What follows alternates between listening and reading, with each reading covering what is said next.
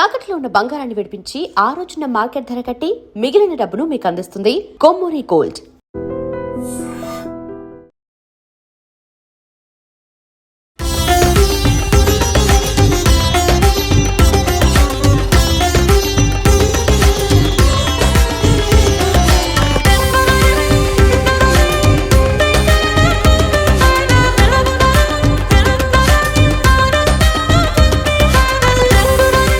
నమస్తే, welcome to I dream social spotlight with కవిత.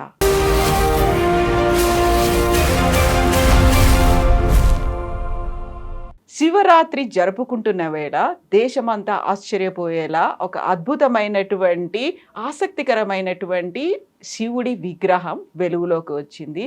దేశంలోనే అత్యంత అరుదైనటువంటి భైరవ మంత్రపీఠం సిద్దిపేట దుబ్బాకలో వెలుగులోకి వచ్చింది. అందులో కూడా శివలింగ ఆసీనుడై ఉన్నటువంటి కాళికాదేవి సహితంగా యోగ భైరవ విగ్రహం ఇప్పుడు మన ముందు కనిపిస్తోంది. యాక్చువల్గా గతంలో దానికి ఉన్నటువంటి పేర్లేంటి, ఇప్పుడు దాన్ని ఎలా ఐడెంటిఫై చేశారు, భైరవ మంత్రపీఠాలు ఎందుకంత అరుదుగా కనిపిస్తూ ఉంటాయి? ఈ విగ్రహాన్ని వెలుగులోకి తీసుకొచ్చినటువంటి రామోజు హరగోపాల్ గారు చరిత్రకారులు మనతో పాటుగా ఉన్నారు. నమస్కారం సార్, ఎలా ఉన్నారు మీరు? బాగున్నానండి. నేను ఈ న్యూస్ చూసినప్పుడు నాకు మీరు ఏదైనా తవ్వకాల్లో వెలికి తీసారేమో, సరికొత్తగా బయటపడిందేమో. ఎందుకంటే చరిత్రకారులు ప్రతిదీ తవ్వి తీస్తున్నప్పుడు శిలాశాసనాలు విగ్రహాలు బయటకు వస్తుంటాయి అనుకున్నాను. బట్ ఇది ఆల్రెడీ ఉన్నటువంటి విఠలేశ్వర స్వామి విగ్రహం, దాన్ని విఠలేశ్వరుడిగా కొలిచేవాళ్ళు. బట్ అది భైరవ మంత్రపీఠం. ఎందుకని విఠలేశ్వరుడు అన్నారు, మీరేమో భైరవ మంత్రపీఠం అంటున్నారు? ఏముంది మీకు ఆధారాలు? ఇది సిద్దిపేట దగ్గరలో దుబ్బాక అనేటువంటి మండల కేంద్రంలో చాలా టెంపుల్స్ ఉన్నాయి. అందులో దాదాపుగా ఒక 14 దాకా 15 ఉంటాయి, టెంపుల్స్ ఉంటాయి. అవి కాకుండా విడి విగ్రహాలు ఇవన్నీ ఉంటాయి. అందులో ఇది విఠలేశ్వరాలయం అని పిలుస్తారు. అక్కడ ఆ ఆలయాలను కూడా వేరు వేరు కులాల వాళ్ళు నిర్వహిస్తుంటారు. ఈ పద్మశాలిని నిర్వహించేటువంటి పూజలు చేసేటువంటి ఈ గుడి విఠలేశ్వరాలయం అన్నారు. యాక్చువల్గా మనం గుడి ముందరికి పోగానే అక్కడ ఒక మనకు నంది కనబడుతుంది. అంటే ద్వార మంటపం మీద లలాట బింబం అంటాం, పైన ఉండేదానిలో గణపతి ఉంటాడు. లోపలికి వెళ్తే చాలా పెద్దదైనటువంటి చతురస్రాకారంలో ఉండే పానవట్టం అంటాం. ఎక్కడైతే శివలింగాన్ని అమరుస్తారో ఆ అమర్చేటువంటి పానవట్టం మీద 2 దేవతల శిల్పం ఉంది. ఆ శిల్పం ఎప్పుడు అలంకరించి ఉండడం వల్ల ఎవరు అని గుర్తించడం చాలా కష్టమైంది. ఆ ఊరిలో ఉండేటువంటి ఆ ఊరి వాస్తవ్యుడు హైదరాబాద్లో ఉంటాడు, సిరిపురం నరేందర్ అనేటువంటి అతను, యూట్యూబర్ కూడా, ఎప్పుడు చేస్తుంటాడు. నేను తనతో కూడా కలిసి వెళ్ళి వేరే దగ్గర చూసాం కూడా. తను నాకు ఈ విగ్రహం ఫోటో పంపించి, సార్ ఇది ఎట్లా మనం గుర్తించాలంటే, ఇది ఎట్లా విఠలేశ్వరుడు అయితే కాడయ్యా, ఇది శివ సంబంధమైనటువంటి విగ్రహం, ఇది ఒక్క చేయి కనబడ్డది అంతే, అలంకరణలో ఏమి కనబడవు కదా, ఒక్క చేయి కనబడదు, దాంట్లో గొడ్డలు ఉంది, బహుశా చండీశుడై ఉంటాడు అన్నాను. ఆ తర్వాత ఏం చెప్పినాడు, నువ్వు ఏమన్నా కష్టపడి ఏదైనా చేసి నిజరూపం క్లియర్గా ఉండేటువంటి విగ్రహాన్ని ఫోటో సంపాదించు. ఆ పాపం చాలా కష్టపడ్డాడు, ఎన్నోసార్లు వాళ్ళను ఎవరు కాదన్నారు, ఇదన్నారు, ఏదో తంటాలు పడి మొత్తం మీద విగ్రహ రూపాన్ని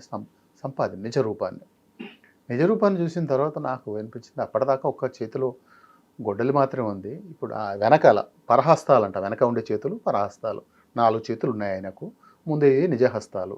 ఆ పరహస్తాలలో కుడి చేతిలో పరశు ఉంది, ఎడమ చేతిలో ఒక జెండా ఉంది.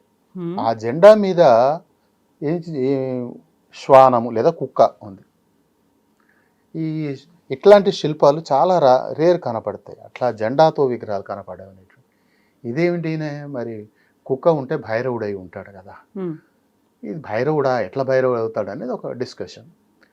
మా గ్రూపుకు మిత్రుడు, దగ్గర ఆప్త మిత్రుడు అయినాడు, చిన్నవాడు, కానీ అద్దంకిలో ఉంటాడు, ఆంధ్రప్రదేశ్ అద్దంకిలో ఉంటాడు. ప్రతిమా లక్షణం గురించి ఎప్పుడు మాట్లాడుకుంటాం, ఇప్పటికీ ఒక 4-5 సంవత్సరాల నుంచి ఎప్పుడు డిస్కషన్ చేస్తుంటాం మేము. శిల్పుల కుటుంబం నుంచి వాడు, బాగా ఆసక్తి, దేవాలయం ఆర్కిటెక్చర్ కానీ ప్రతిమా లక్షణాలు తనకు ఆసక్తి. మా ఇద్దరి చర్చలో ఇది భైరవుడని నిర్ధారణకు వచ్చింది. భైరవుడైన తర్వాత అతను కూర్చున్న భంగిమ, ఆ చేతుల పోస్టర్స్ అంటాం, ముద్రలు అంటాం, వీటిని బట్టి మనం ఏమి గమనించాలని చూస్తే ఆ నిజహస్తాల్లో కుడి చెయ్యి అభయహస్తం ఉంది, దానికి ఇట్లా అక్షమాల జపమాల జపమాల. జపమాల ఉన్నవాడు యోగంలో ఉన్నాడు. ఉమ్. ఆ యోగంలో ఉన్నవాడు యోగ భైరవుడు అవుతాడు. ఇంకోటి ఏంటంటే ఇక్కడ ఎడమ చెయ్యి మోకాల మీద ఇట్లా పెట్టుకుంటాడు, ఇది ప్రసారిత హస్తం అంటాం. ఈ ప్రసారిత హస్తం అనేది కూడా తన ఆ యోగ భంగిమలో ఒక భాగం. సుఖాసీనుడు, ఒక కాలు కింద ఒక కాలు పైన మడిచిపెట్టుకున్నాడు. ఆ పక్కన ఉన్నటువంటి స్త్రీ దేవత కూడా అట్లానే ఉంది. కాకపోతే ఆమె ద్విభుజి, 2 చేతులు మాత్రమే ఉన్నాయి. ఆ కుడి చేతిలో పట్టుకున్న పరికరం అది చాలా తంటాలు పడాల్సి వచ్చింది ఐడెంటిఫై చేయడానికి. అది ఆఖరికి ఏంటంటే ఖట్వాంగం అంటాం. పుర్రె ఉంటుంది, పుర్రె బొమ్మ ఉన్నటువంటి పరికరం చేతిలో పట్టుకుంటుంది. ఈ ఖట్వాంగం ఎప్పుడైనా శైవుల చేతిలో ఉంటుంది, శైవ ద్వారపాలకుల చేతిలో కనపడుతుంది. ఈ భైరవుడి శిల్పాలలో ఆయన ఖట్వాంగం ధరించాడు, కానీ ఖట్వాంగం ధరించిన వాళ్ళు ఉంటారు. ఈమె ఎవరు? ఆయన అంటే ఆయన పరివార దేవత ఈమె. ఆ పరివార దేవతల్లో ఇది కాళిక నిర్ధారించడానికి కోసమని ఈ భైరవులను యోగ భైరవుడు అనేవాడు ఎక్కడ ఐడెంటిఫై చేయాలని వెతికినప్పుడు మన దగ్గర శైవ శాఖల్లో మొదటి నుంచి ఉన్నటువంటి శైవ శాఖ ఒకటి పాశుపతం. పాశుపతం అంటే పశువు, పతి. పశువు అంటే జీవుడు, పతి అంటే దేవుడు. పశుపతి దేవుడు. అది అట్లా ఒక విశ్వాసంతో వస్తున్నది. ఈ పాశుపతులు చేసేటువంటి ఈ శైవంలో తంత్రశైవం, తంత్ర యంత్ర మంత్రం అనటం. తంత్రం ఉపాయం, మోక్షం కోసం ఒక ఉపాయం, ఇది త్వరగా మోక్షం రావడానికి ఒక ఉపాయం. తంత్రం మనకు నేపాల్ శైవం ఉంది, ఆ తర్వాత కాశ్మీర శైవం ఉంది. ఆ శైవ శాఖల నుంచి చాలా మార్పులు ఆధ్యాత్మికంగా వీళ్ళు అంటే డిస్కషన్స్, చర్చల్లో చాలా ఉన్నాయి, చాలా శాస్త్రాలు ఉన్నాయి. మనకు మధ్యప్రదేశ్లో ఒక యోగిని దేవాలయం, చతుషష్ఠి యోగిని దేవాలయం, 64 మంది యోగినులు ఉంటారు అందులో. ఈ 64 మంది యోగినులకు చాముండ రూపాలు, అనేక రూపాలు, వాటి పేర్లు ఉన్నాయి, అవన్నీ ఉన్నాయి. వాళ్లకు మళ్ళీ 64 మంది భైరవులు ఉంటారు. ఇవన్నీ మళ్ళీ శివుని రూపాలు. వాళ్ళన్నిటికీ కూడా కేంద్రం మళ్ళీ శివుడు. ఆ చతుషష్ఠి యోగినులను వాళ్ళను 8 భాగాలు చేసి, 8 భాగాల్లో 8 అధిష్టాన దేవతలు ఉంటారు. వాళ్ళను అష్టమాతృకలు అంటారు.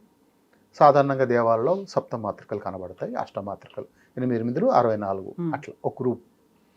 వీళ్ళకి అష్టవిధ భైరవులు, 8 రకాల భైరవులు ఉంటారు. మనకు తెలిసినంత వరకు లోకల్గా అందరికీ అష్టవిధ భైరవులు తెలుసు. ఈ అష్టవిధ భైరవులే కాక వేరే భైరవులు కూడా ఉన్నారు. అట్లా నేను ఈ విషయం చెప్పే కంటే ముందు ఒక 2-3 ప్రస్తావనలు చేస్తాను. ఇక్కడ మేడ్చల్ మల్కాజ్ జిల్లా గట్కేసర్ దగ్గర ఏదులాబాద్ అనే గ్రామం, దాదాపు 40 టెంపుల్స్ ఉంటాయి. ఇవన్నీ కాక అక్కడ ఒక బయ్యన్న గుట్ట అని ఉంది. బయ్యన్న గుట్ట అంటే నథింగ్ బట్ భైరవుని గుట్ట. ఆ భైరవుని గుట్ట పైకి ఎక్కిన తర్వాత ఒక పెద్ద భైరవుని విగ్రహం ఉంది, రాతి గుండుకు చెక్కినటువంటిది. 9 తలలు, 18 చేతులు.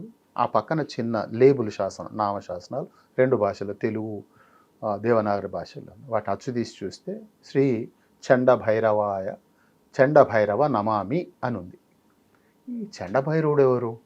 అట్లా వెతకడం మొదలైంది. వెతకడం మొదలైన తర్వాత ఈ భైరవుడు కూడా తాంత్రిక భైరవుడు. తర్వాత నెక్స్ట్ ఇంకొకసారి ఏమైంది, మా గ్రూప్లో ఉండేటువంటి మా కో కన్వీనర్ బి భద్రగిరీష్ గారు అని ఉంటారు. ఆయన ఇంద్రేశం అని, సంగారెడ్డి జిల్లాలో ఇంద్రేశం అని దగ్గరికి వెళ్ళి ఫోటోలు దిగి, నేను కూడా కలిసి వెళ్ళాను. అక్కడ పెద్ద రాతి గుండు మీద చెక్కిన విగ్రహం ఉంది. దాని మీద మేము నేను టైటిల్ ఇంద్రేశం అనే పుస్తకం కూడా తెచ్చినాం, గ్రామ చరిత్ర.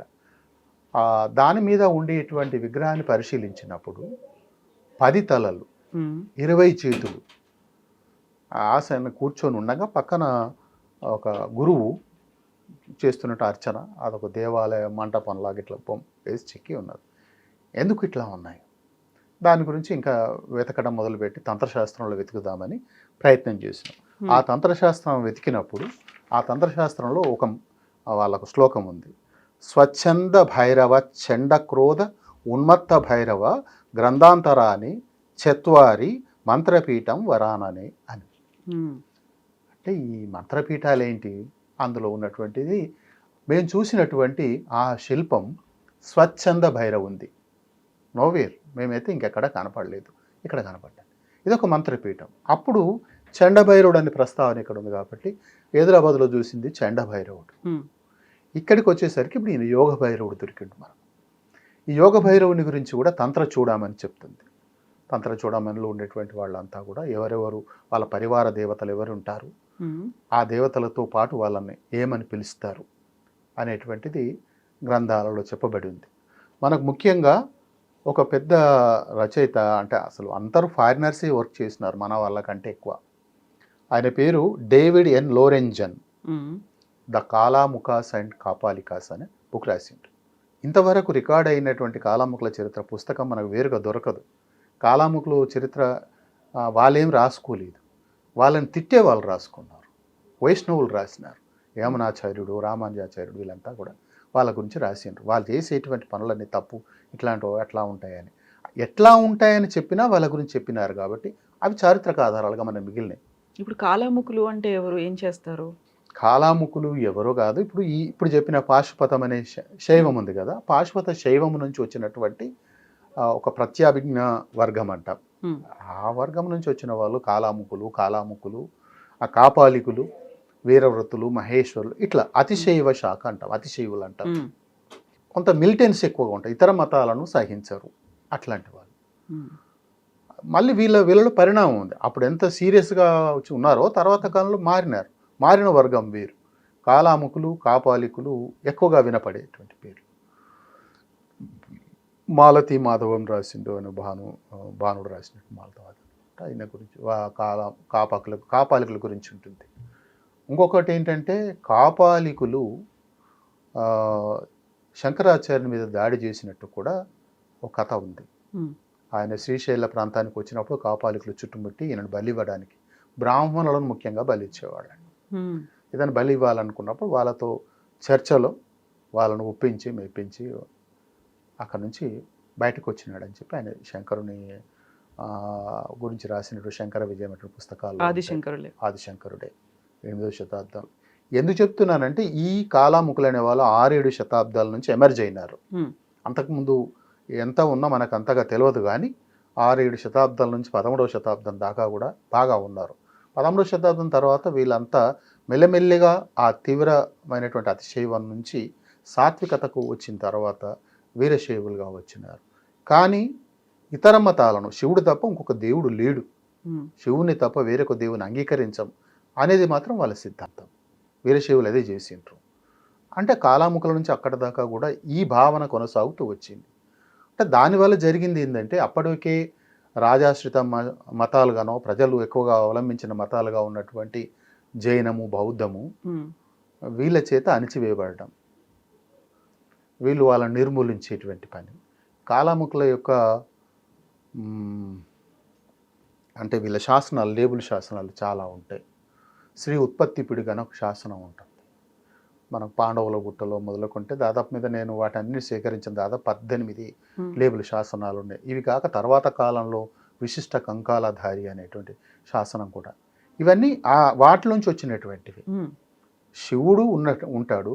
ఇప్పుడు భైరవుడైనా శివుని రూపమే, వీరభద్రుడైనా శివుని రూపమే, ఇవన్నీ శివుని రూపాలుగా చెప్తారు. అందులో సమయానికి వేరువేరుగా వాళ్ళ యొక్క ఆధ్యాత్మిక భావనలలో వచ్చిన మార్పులకు అనుగుణంగా వాళ్ళ చర్చల్లో వచ్చిన వాళ్ళు, వేరుపడిన వాళ్ళు, కలిసిన వాళ్ళు కొత్త శైవ శాఖలను తీసుకొచ్చినారు. ఆ శైవ శాఖలలో ఇప్పుడు ఈ కాలాముఖులు, కాపాలకులు అనేటువంటి వాళ్ళ నుంచి మొదటి నుంచి వచ్చిన దాంట్లో పీఠాలు ఉంటాయి. శక్తి పరిషత్ అని, సింహ పరిషత్ అని ఉంటుంది. ఈ పరిషత్తులో మళ్ళీ కాలాముఖులు వేరుగా ఉంటారు. కాలాముఖులలో మళ్ళీ విభజన వేరు. మనకు ఎక్కువగా కర్ణాటకలో కనబడుతుంది. మరి కర్ణాటకలో చేసినంత పరిశోధన కానీ, పుస్తకాలు రాయడం కానీ ఇటువైపు తెలుగునాట జరగలేదు.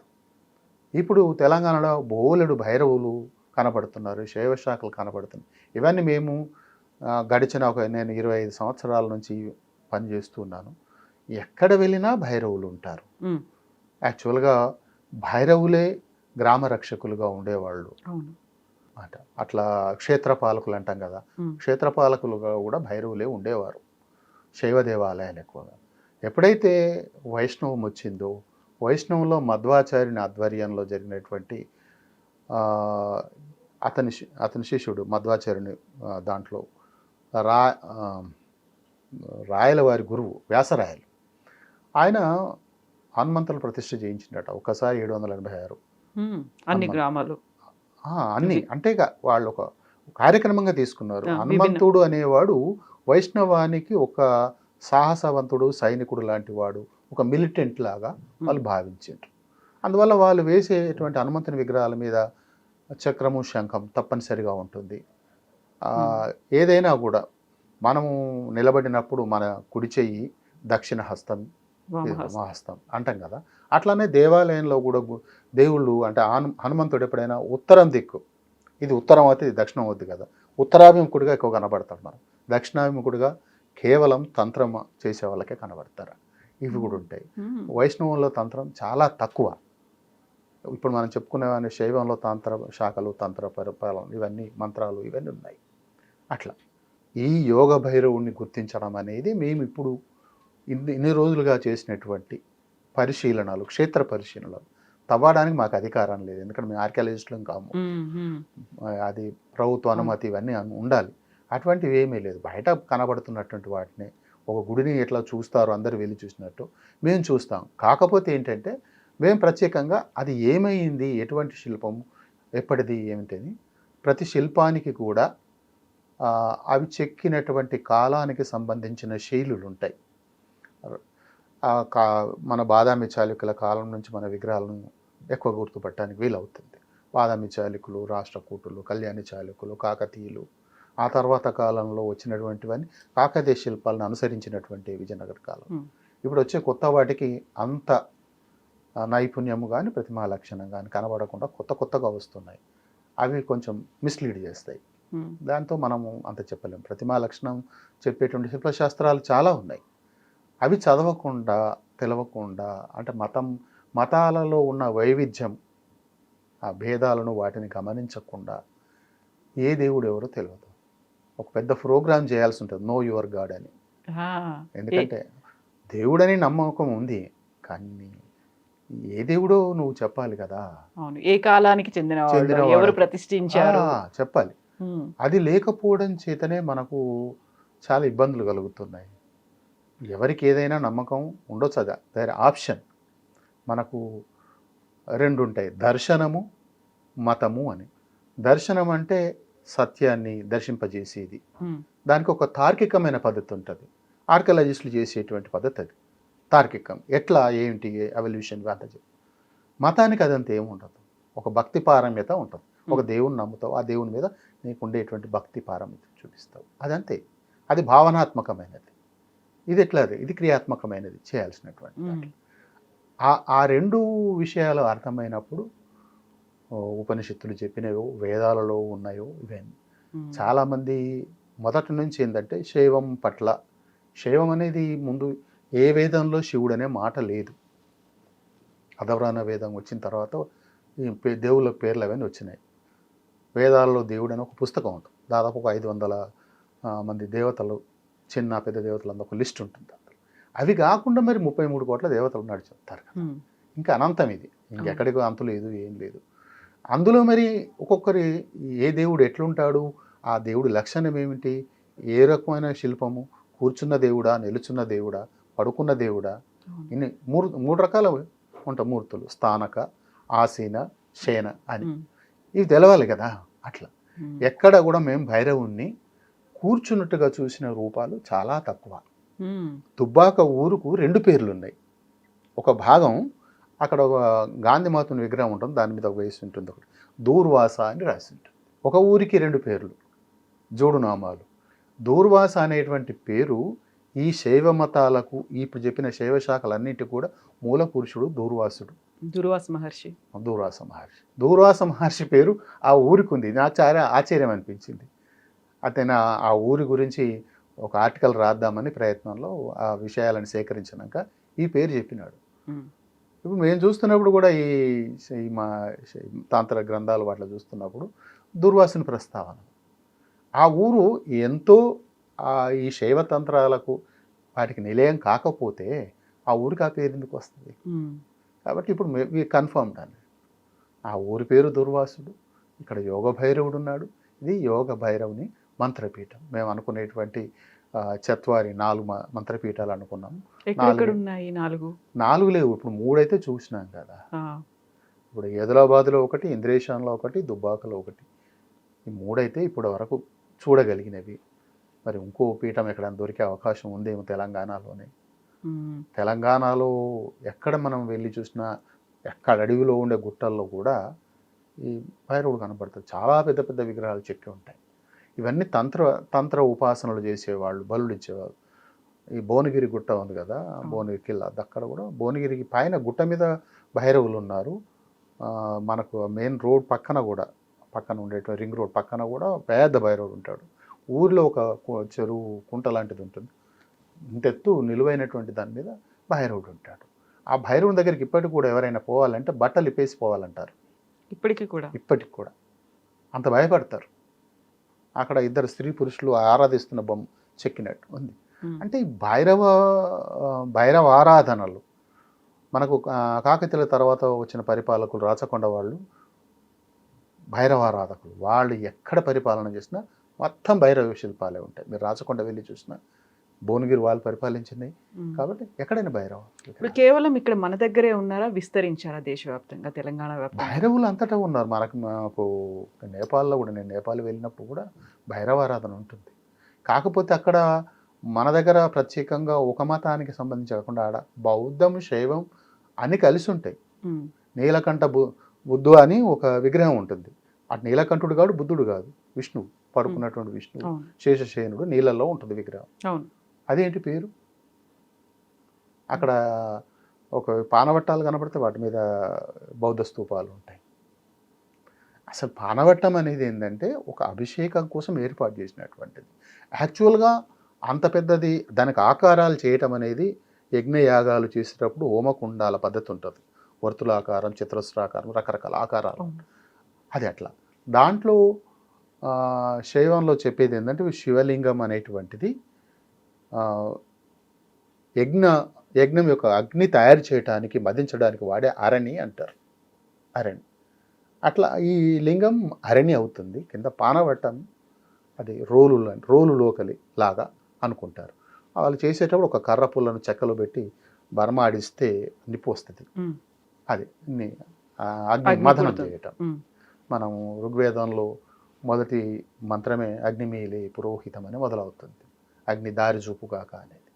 అట్లా అగ్నిని రుద్రుడుగా భావించేది ఉంది. ఆ రుద్రుడినే తర్వాత కాలంలో శివుడుగా అన్నారు. ఆ శివుని రూపమే శివలింగం అని చెప్పి. అట్లా పేర్లు ఏమి లేవు. యాక్చువల్గా ఏంటంటే స్త్రీ పురుష సంయోగ పద్ధతిని వాళ్ళు ఒక సింబాలిక్గా చూపించిండ్రు అనేది మొదటి నుంచి ఉన్న భావన. దాన్ని అందరూ ఒప్పుకోరు, యాక్సెప్ట్ చేయరు. మనం యాక్సెప్ట్ చేయాల్సిన అవసరం లేదు, ఉన్నది అది. దాన్ని మనం ఏంటంటే మొదటి నుంచి కూడా ప్రపంచమంతటా కూడా మాతృదేవత, అమ్మ దేవతలు ఉన్నారు. అమ్మ దేవతలను చూపించేటప్పుడు త్రిభుజాకారము గుర్తును వేస్తారు. ఇప్పటికి కూడా నేను ఒక ఊరిలో మేము వెళ్ళి చూసినప్పుడు, అంటే మొన్ననే ఒక రీసెంట్గా 2-3 years బ్యాక్ ఒక పాడుపడ్డ గుడి పక్కన ఒక చిన్న రాయి పెట్టి పూజలు జరిపి ఉన్నాయి. ఎవరిది దేవత అని అడిగినాము. నథింగ్ బట్ ఒక గ్రానైట్ రాయి త్రిభుజాకారంలో ఉంది, అంతే. పూజలు చేసి వెళ్ళినారు, మైసమ్మ అన్నారు. అంటే ఇక్కడ అమ్మదేవతను ఆరాధించే పద్ధతి ఇప్పటికి కూడా అట్లానే ఉంది. ఇది మేము రాతి చిత్రాలలో కూడా చూసినాం. ఖమ్మం జిల్లా నీలాద్రి గుట్టాల్లో అక్కడ వేసిన బొమ్మలన్నీ అవే. అంటే మనిషి భావన, వాళ్ళు ఎందుకు మనిషి తన ఉత్పత్తిని గురించి, తాను ఈ ప్రపంచంలోకి ఎట్లా ఎమర్జ్ అయ్యి ఎట్లా వచ్చినాం దాన్ని గుర్తించడానికి కోసం వాళ్ళు చాలా గుర్తులు పెట్టుకున్నారు. వాళ్ళు చాలా కృతజ్ఞతగా చెప్పుకున్నారు. తల్లి అమ్మతనము లేదా ఆ అమ్మతనమే చాలా గొప్పది, అన్నిటికంటే గొప్పది అని ప్రపంచవ్యాప్తంగా అమ్మదేవతలు ఉన్నారు.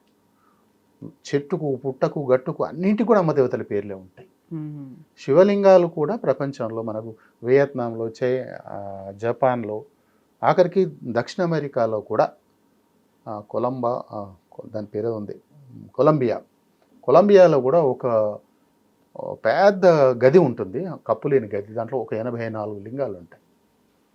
అవేం లింగాలు కావు, వాళ్ళు అంటే జస్ట్ సృష్టి కారణాన్ని చెప్పటానికి ఫెర్టిలిటీ దేవతలుగా పూజిస్తారు. అట్లా ఉంది. తర్వాత మనం నాగరికులమైనము, మన భావాలను మనం రూపం మార్చుకున్నాం, మన ఆలోచనలు మార్చుకున్నాం. అది మనము సిగ్గరితనం అంటే మనం బట్టలు కట్టుకోవడం వల్ల సిగ్గు కాపాడుకుంటున్నాం అనుకుంటాం. అప్పుడు వాళ్ళు ఉష్ణోగ్రతల నుంచి వాటి నుంచి తప్పించుకోవడానికి బట్టలు ధరించారు. మన పూర్వమానవుల కాలం నుంచి అంటే పురామానవుల కాలం నుంచి ఇప్పటి వరకు వచ్చేవరకల్లా ఈ వేల సంవత్సరాల పరిణామంలో మనం తెచ్చుకున్న మార్పులు,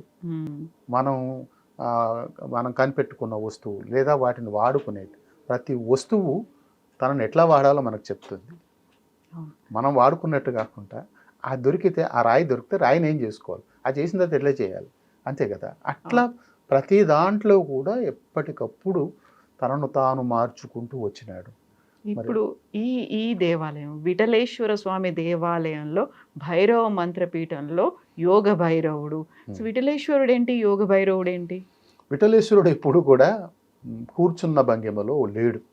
మన మహారాష్ట్రలో నిలబడే కనబడతాడు. విఠలుడు అంతే. విఠల పాండురంగ విఠల అనే పండరిలో ఉండే పాండురంగ విఠలుడు. నేను చిన్నప్పుడు ఎప్పుడో వెళ్ళినాం, ఆ ముట్టుకొని చూసినట్టు కూడా. రెండు చేతుల వాడు ఉంటాడు, రెండు చేతులు ఇట్లా పెట్టుకుంటాడు, రెండు చేతులు ఇట్లా నడుము పెట్టుకొని ఉంటాడు. ఆ రూపమే తప్ప మరొక రూపంలో విఠలుడు ఎక్కడ కనపడడు. కృష్ణదేవరాయలు అక్కడి నుంచి తీసుకొని వెళ్ళి హంపిలో ప్రతిష్ఠించుకున్న విగ్రహం అట్లనే ఉంటుంది. ఎక్కడా విఠలేశ్వరుడు ఇట్లా ఉంటాడు. వాళ్ళు ఏం చేసినారంటే ఈ విగ్రహానికి తిరుపుండ్రాల ఒకటి చేయించి పెట్టినారు, నుదుట పెట్టినారు, అంతే. వాళ్ళు ఏం చేయలేరు. విగ్రహాన్ని ఏంటంటే విగ్రహాన్ని ఏమి చేయకపోవడమే వాళ్ళకి మనం దండం పెట్టి ధన్యవాదాలు చెప్పాలి. కాపాడుకున్నారు దేవుడు అనే భావనతో ఆ రక్షించబడ్డందుకు అదొక చారిత్రాత్మకమైనటువంటి విషయాన్ని, ఒక కల్చరల్ పార్ట్ కదా, ఒక సంస్కృతి భాగం అది. ఈ తెలంగాణలో విస్తరించిన శైవంలో ఎట్లాంటి పరిణామాలు వచ్చినాయో ఆ పరిణామాల్లో వాటి ప్రాధాన్యత ఏమిటో, వాటిని ఎందుకు అక్కడక్కడ ఇట్లా స్థాపించుకున్నారో మనం చాలా పీఠాధిపతులను మనం చూస్తున్నాం. ఇక్కడ పీఠాలు ఉన్నాయి, మంత్రపీఠాలు ఉన్నాయి, పీఠాధిపతులు ఎవరు లేరు, ఆ వాళ్ళకే దిక్కు లేకుండా ఉన్నారు. మీకు ఇంతకుముందు నేను చెప్పిన ఇంద్రేశంలోని స్వచ్ఛంద భైరవుడు ఇప్పుడు ఏమైనాడంటే రంగులేసి అమ్మవారుగా మార్చారు. మొత్తం అంతా కవర్ అయిపోయింది. ఇప్పుడు రంగులు వేసేసరికి అందులో ఉన్నటువంటి ఆభరణాలు కావచ్చు, లేకుంటే అభయముద్రలు కావచ్చు, హస్తం కావచ్చు, వాళ్ళు ధరించినటువంటి ఆయుధాలు కావచ్చు, ఇవన్నీ కూడా మారిపోతాయి కదా. ఆర్కియాలజీ ఏం చెప్తుందంటే ఏ విగ్రహాన్ని యథాతథంగా చూడమని చెప్తుంది. ఎండోమెంట్ డిపార్ట్మెంట్ వచ్చే వరకల్లా సొంత ఆస్తులలాగా భావించి వాళ్ళ ఇష్టం ఉన్నట్టుగా మార్పులు చేర్పులు ఈ రంగులు వేయడం చేస్తున్నారు. వాళ్ళకు కూడా డిపార్ట్మెంట్ నుంచి రంగులు తొలగించమని వచ్చింది కూడా, కానీ వాళ్ళు చేయటం లేదు. అసలు వాళ్ళను ఎవరు నడిపించాలి, వాళ్ళకి ఎవరు చెప్పాలి అనేది కూడా ఇప్పుడు మనము వివాదాలు ఉన్నాయి. ఉదాహరణకి వెంకటేశ్వరుడు కాడు, బుద్ధుడు అని, జైనుడు అని, అమ్మవారు అని జనమంతా అనుకుంటున్నారు కదా. ఎందుకు మరి సాక్షాత్ రూపాన్ని చూపించవచ్చు కదా. ఇప్పుడు సాక్షాత్ రూపం చూపించకపోవడం వల్లే విఠలేశ్వరుడు అనుకున్నారు ఇంతకాలం. ఇప్పుడు యోగ భైరవుడు అయ్యారు ఆయన. అవును. ఎందుకని ఇంతకాలం ఎప్పుడు ఏర్పాటు చేసినటువంటి మందిరం అది, ఎప్పుడు విగ్రహాన్ని తీసుకొచ్చి లింగం మీద పెట్టారు, ఆ తర్వాత ఇప్పటిదాకా ఎందుకు ఐడెంటిఫై చేయలేదు? ఎవరు చూడలేదు. ఇప్పుడు నేను కూడా కావాలని దాని గురించి మనం ఏం చేసిన ప్రయత్నం కాదు. ఇప్పుడు మేము వందలాది దేవాలయాలను చూసి ఆ దేవాలయం ఉండేటువంటి మాకేందంటే కూలిపోయిన గుళ్ళు ఎక్కువగా దొరుకుతాయి. కూలిపోయిన గుళ్ళల్లో ఉండే కనబడే దేవుడు అక్కడేం లేదు కదా, ఆచ్ఛాదనలు లేవు, అలంకరణలు లేవు, ఈజీగా ఐడెంటిఫై చేసి ఇది పలానా కాలం అని చెప్పగలుగుతున్నాం.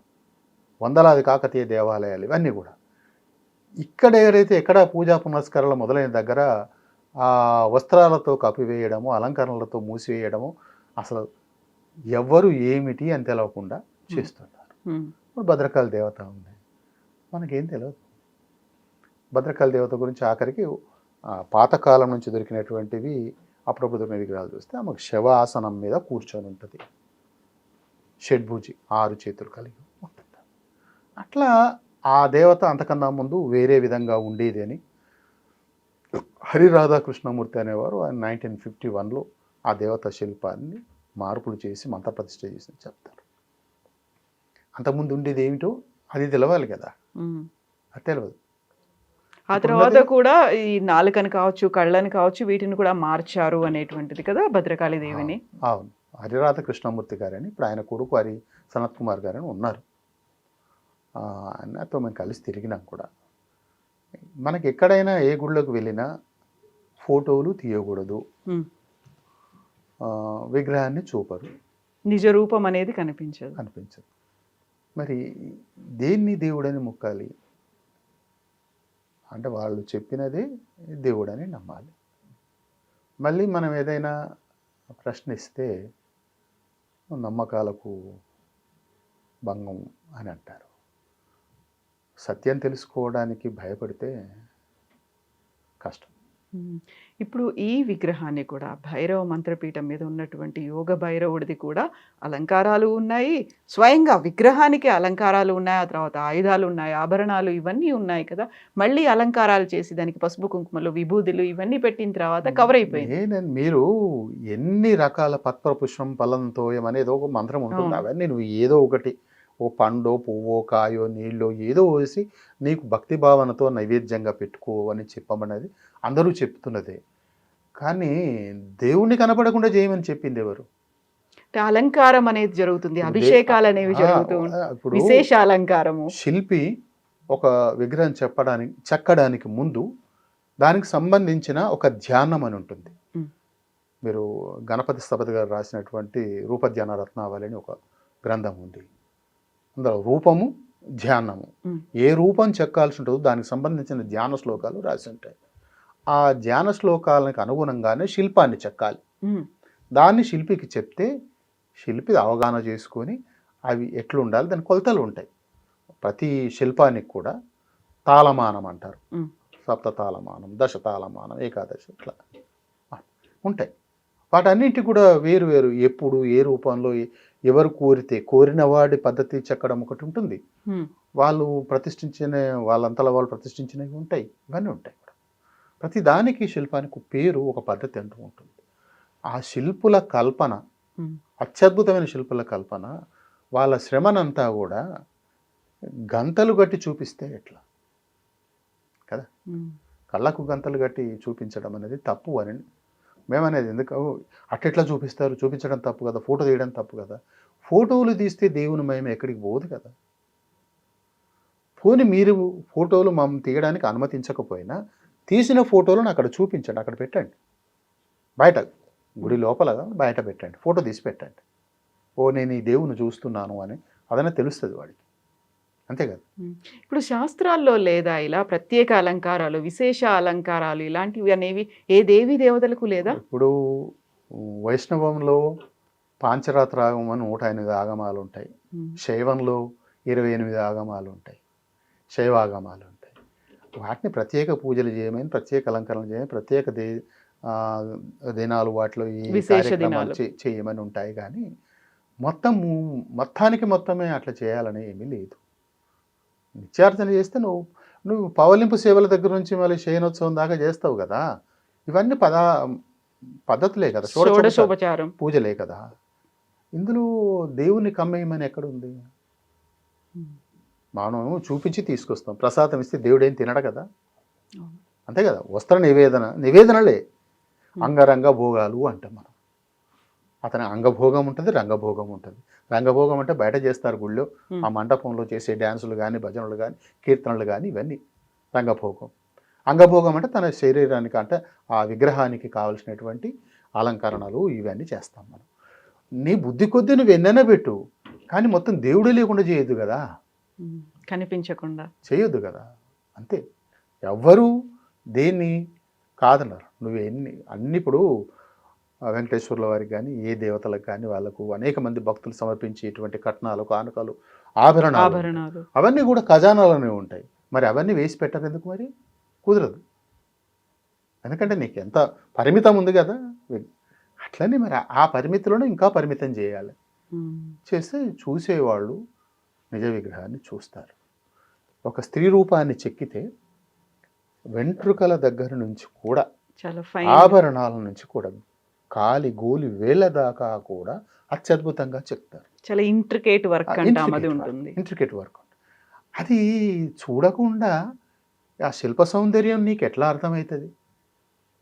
అంత వైభవాన్ని, అంటే ఆ నైపుణ్యాన్ని, ఆ కళను, శిల్పకళను ఎట్లా అర్థం చేసుకుంటావు? అక్కడ మళ్ళీ వస్తుంది, అది శిల్పకళ, శిల్పంగా చూస్తున్నామా, దైవంగా చూస్తున్నామా? నీకు దైవం అంటే శిల్పాన్ని దైవంగా చూస్తున్నావు, దైవాన్ని శిల్పంగా చెప్తున్నావు, ఉమ్, అంతే కదా?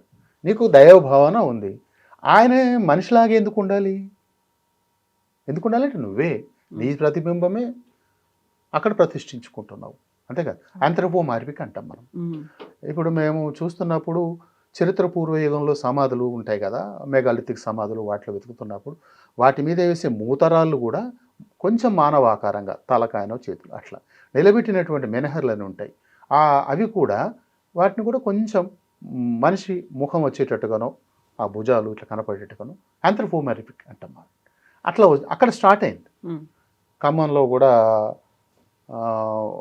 అక్కడ మెగాలిథిక్ ఆ జిల్లాలో ఉన్నటువంటి చాలా చోట్ల మెగాలిథిక్ వేసినప్పుడు పైన పెట్టేటువంటి మూతరాళ్ళు, క్యాప్స్టోన్స్, ఆ స్త్రీలను తెలవడానికి కోసం పైన వృక్షోజాలు కానీ కనబడేటట్టు చెక్కి పెట్టి, పురుషుడు అని చెప్పేదా అవేం లేకుండా ఊరికండి శిల్వ ఆకారం, అంటే ఇట్లా చేతులు స్ప్రెడ్ అయినట్టుగా ఉంటుంది. ఉమ్, అట్లాంటిది మేము ఇక్కడ ములుగు జిల్లాలో కూడా చూసినాం, దామరవాయి అనే దగ్గర చూస్తే అక్కడ ఉంది, అక్కడ చెక్కడాన్ని సిద్ధం చేసి పెట్టినట్టు ఉన్నాయి. ఆ చిత్రం ఏంటంటే క్రైస్తవులు వెళ్ళి అది శిల్వాన్ని పూజించారు. ఉమ్, కొన్ని వేల సంవత్సరాల క్రితం క్రైస్తవమే లేదు కదా, క్రైస్తవం పుట్టి 2000 ఏళ్ళైంది. శిలువ ఆకారం కాదు, అది మానవాకారం. దాన్ని నిలబెట్టేవాళ్ళు, సమాధులు ఉన్న చోట నిలబెట్టేవారు, నిలువురాళ్ళు అంటాం. ఇవన్నీ ఆంథ్రోపోమార్ఫిక్ అంటే మానవ శిల్పాలకు మొదటి రూపాలు అవి. శిల్పాలకు మొదటి రూపాలు, ప్రాథమిక రూపాలు. ఆ ప్రాథమిక రూపాలే రాను రాను కాలాన్ని, ప్రాంతాన్ని బట్టి అంతా నీ ఆలోచనను, ఆధ్యాత్మికతలను వీటన్నీ పట్టుకొని ఎన్ని మారినాయి. అసలు ఏమిటి, ఒక కొత్త ప్రపంచం, రాళ్ళ ప్రపంచమే ఇది అసలు. ఇంకా ఇన్ని శిల్పాలు, శిల్పాలే కనబడ్డాయి కదా. వాటిని ఇప్పుడు మనం రామప్ప విలేంగన ఆ శిల్పాలన్నీ బాగున్నాయని అంటాం, లోపల ఏమున్నాయి, నువ్వు లోపల ముట్టుకుంటాం కానీ లేదు. శివలింగం కాబట్టి నీకు అయిపోయింది, కానీ అదే వేరే విగ్రహం అయితే మూసేసి. అది ఎక్కువగా మనకు వైష్ణవ దేవాలయాల్లోనే ఎక్కువ మూసివేయడం కనపడుతుంది. అలంకారాలు, ఎక్కువ. విష్ణువు అలంకార ప్రియుడు అంటారు. అవునమ్మా, మనమే కదా అలంకరించేది, ఆయన అలంకార ప్రియుడు నీకేం చెప్పలేదు. నువ్వే అలంకారాలు చేస్తున్నావు, నువ్వే ఎన్ని కావాలండి షడ్రసోపు. ఇప్పుడు అక్కడ వెళ్ళి మనం పూరి జగన్నాథన్ వెళ్తే ఆయన చేసేటువంటి నైవేద్యం ఒక ప్రత్యేకమైన గది, వంటలు కదా. చెప్పన్ భోగ్ అంటే 56 రకాల భోగం. ఆయన ఏమైనా తిన్నాడా ఒక్క మెతకన్నా? ఏం లేదు కదా. నీ భావనే, నీ సంభావనే కదా అవుతుంది. ఇప్పుడు ఈ విగ్రహాన్ని ఎప్పుడు ఏ కాలంలో, లేకుంటే ఎవరు దాన్ని రూపొందించారు, ఎవరు తయారు చేశారు, ఎక్కడి నుంచి ఎక్కడికి వచ్చింది, ఎక్కడ దొరికింది, దీనికి సంబంధించి చరిత్ర ఏదైనా ఉందా? అంటే మనకి ఇప్పటి వరకు అది ఎక్కడ దొరికింది అనేది ఆనవాళ్ళు లేదు, కానీ ప్రస్తుతం గ్రామం పేరుతో దూర్వాస అనే ప్రేమంతో ఆ పేరుతోని ఇప్పుడు ఆ ఊరిలోనే ఈ విగ్రహం ఉండేది. ఎక్కడ ఉండేదని ఐడెంటిఫై చేయటం అనేది ఊరంతా పెరిగిన తర్వాత, అందరు ఇళ్ళు కట్టుకున్న తర్వాత ఎక్కడ పాత గుడి ఉండేదో లేదో ఆనవాళ్ళు దొరకడం కష్టం. నేను కూడా ఊరు వెళ్ళి చాలాసార్లు చూసినాను, కానీ మనకు అట్లాంటివి ఏం దొరకలేదు. ఇప్పుడు దొరికినంత వరకు ఆ విగ్రహ శైలిని బట్టి, ఆ చెక్కిన ఆభరణాలు, ఆ స్టైల్ అంతా కూడా కళ్యాణి చాళుక్యుల కాలం నాటిది. కళ్యాణి చాళుక్యుల కాలం ఎప్పటి నుంచి ఉంటుందంటే 10వ శతాబ్దం నుంచి 12వ శతాబ్దం వరకు, ఈ మధ్య కాలంలో ఉంటుంది. ఇది కూడా ఇప్పుడు కాలాముకుల పీరియడ్ కూడా చరిత్ర ఆధారాల ప్రకారంగా చూసుకున్నప్పుడు కూడా 6-7 శతాబ్దంలో పెరిగినప్పటికీ 9 నుంచి 13వ శతాబ్దం దాకా ఇక చాలా పీఠాలు ఉన్నాయి, చాలా దేవాలయాలు కట్టినారు, ఈ పీఠాలు పెట్టినారని తెలుస్తుంది. దానివల్ల అక్కడ చూసిన దానికి, శైలికి, ఇక్కడ రాసి ఉన్నటువంటి విషయాలకు పొసుగుతుంది. కాబట్టి ఇది మేము కళ్యాణి చాళుక్యుల కాలం నాటిదని. సో ఇప్పుడు భైరవ మంత్రపీఠానికి సంబంధించి 4 ఉన్నాయని చెప్తున్నారు కదా, 4 ఉన్నాయి అనేది 4 ప్రత్యేకమైనవి. ఇప్పుడు శాక్త పీఠాలని ఉంటాయి. ఆ శాక్త పీఠాల్లో ఇక్కడ ఏముందంటే కొన్ని వీళ్ళు కూడా అన్నింటిని తీసుకోకొన్నింటి ఒమిట్ చేసిండ్రు. ఆ ఒమిట్ చేసిన దాంట్లో ఇది ఒకటి ఉంది. ఇది ఈ కాలాముఖ శాఖలు ఎట్లా ఉంటాయి అనేది లిస్ట్ ఇది. ఇందులో శక్తి పరిషద్ అని సింహ పరిషద్ ఇందాక చెప్పినాను పరిషత్తులు అని ఉంటాయి. అందులో మళ్ళీ పర్వతావళి భుజంగావళి అని 2 శాఖలు. ఈ పర్వతావళి అంటే శ్రీశైలం వంటివన్నీ కూడా ఉండేటువంటి వాళ్ళంతా శైవులు. అది పర్వతావళి శాఖ. అట్లాగనే ఆలంపురంలో మన దగ్గర తెలంగాణలో అయితే ఆలంపురంలోను కొలనపాకలో ఉన్నది భుజంగావళి శాఖ. కర్ణాటకలో చాలా ఉన్నాయి. ఇక్కడ వాళ్ళు ఏమి ఈ మన తెలంగాణ గురించి రాయలేదు కనుక ఇవి మేము చూసినా కాబట్టి మెన్షన్ చేస్తున్నాం. ఇవన్నీ వేరువేరుగా ఉన్నాయి అన్నట్టు ఈ శాఖలు ఉన్నాయి కదా. మరి ఇవన్నీ ఎప్పుడు వచ్చినాయి అని రాసినటువంటి ఈ పుస్తకంలో ఇప్పుడు ఈ లోరంజన్ రాసిన పుస్తకంలో వీటిలో వివరాలు దొరికిన దాని ప్రకారంగా దాన్ని క్రిటిసైజ్ చేసి వాళ్ళు రాసినటువంటి దాని ఆధారంగాను కూడా కాల నిర్ణయం మనకు కళ్యాణ చాళుక్యుల కాలంలోనే ఉన్నది. అట్లా సో ఇలాంటిది ఇంకా ఐడెంటిఫై చేయాల్సిన అవసరం ఉంది. చాలా వరకు చరిత్రని మళ్ళీ వెలుగులోకి తవ్వి తీయడం మాత్రమే కాదు, ఆల్రెడీ ఉన్న వాటిని కూడా వెలుగులోకి తీసుకురావాలి. ఇక్కడ ఈ శక్తి పీఠాల లిస్ట్ ఉంటుంది. అందులో ఒమిట్ చేయబడ్డ దాంట్లో ఈ 4 ఇంట్లో ఒమిట్ చేయబడ్డ దాంట్లోనే ఈ 4 పీఠాలు ఉన్నాయి. అంటే వాళ్ళల్లో కూడా భేదాలు ఉన్నాయి. అంటే వాటి గుర్తించడంలో వాటికి ప్రతిపాదనలు చేయటంలో భేదాలు ఉన్నాయి. శైవ శాఖల్లో భేదాలు ఉంటాయి. అందువల్ల ఇది మనకు తొందరగా దొరకదు. ఇప్పుడు మేము ఇది పట్టుకున్నాం, ఇక్కడ పట్టుకున్న దానికి అది దొరికింది. దానికి ఇందులో ఉంటుంది ఏమిటంటే నాల కాళీ యోగీశ. ఆమె కాళీ ఈయన యోగీశుడు. నాల అనేది ఆ పీఠం పేరు. అట్లా చాలా చరిత్ర పరిశోధన ఇంకా ఇంకా జరగాల్సి ఉంది. ఆ రూపాలు మారాయా, కాలం మారిందా, లేకుంటే అలంకారాలు మారాయా, పేర్లు మారాయా, స్థల మార్పిడి జరిగిందా, ఏదైనప్పుడు కూడా ఇంకా మనం తెలుసుకోవాల్సినవి చాలా రహస్యాలు అయితే ఉండిపోయాయి. అట్లా మేము కూడా కొలనపాకలో చూస్తున్నప్పుడు అక్కడ మ్యూజియంలో పడి ఉన్నటువంటి అనేక విగ్రహాలలో బుద్ధుని విగ్రహాన్ని నేనే మొట్టమొదటి గుర్తు. చాలాసార్లు నేను జైన విగ్రహం అనుకుని వదిలేసినాను. అని బాగా పరీక్షించినప్పుడు అది బుద్ధుని విగ్రహం, తలలేని బుద్ధుని విగ్రహం. అట్లా కొలనపాక పక్కన రాఘవపురం అని ఒక ఊరు, కాశీ విశ్వనాథుడు అని ఉంటాడు.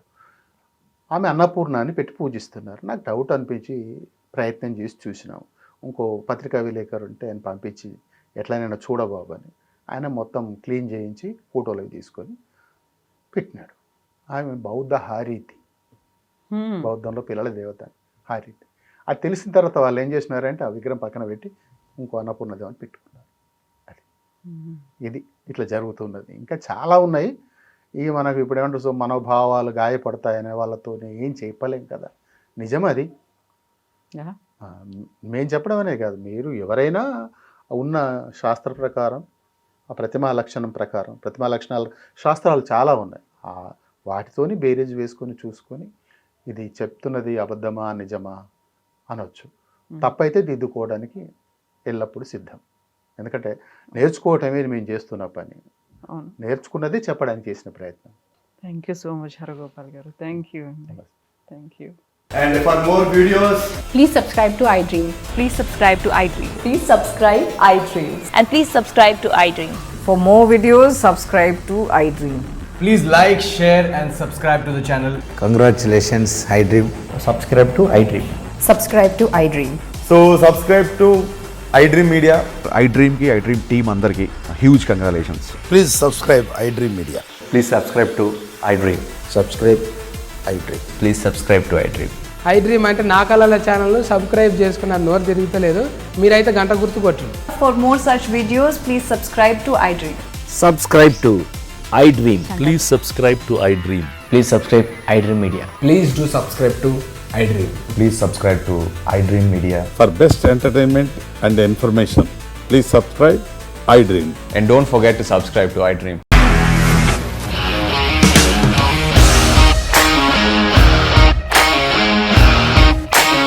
ఇండస్ట్రీలో కమిట్మెంట్ ఇష్యూస్ వస్తే నీకు కూడా వచ్చినట్టు మార్నింగ్ తీసుకెళ్ళాలంటే కొట్టి పడేసాడు.